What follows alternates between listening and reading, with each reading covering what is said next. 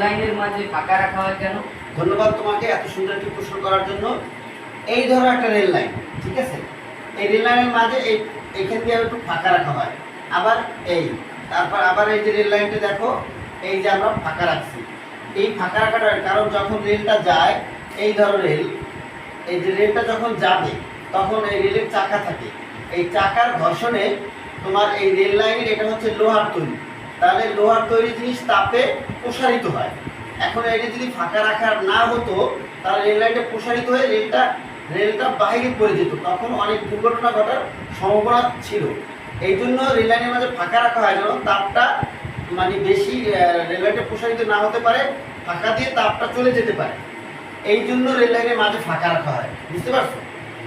এই কারণ কি, কঠিন পদার্থ তাপে প্রসারিত হয়, আর তাপটা উৎপন্ন হয় কখন? রেল লাইনের চাকার ঘর্ষণের কারণে।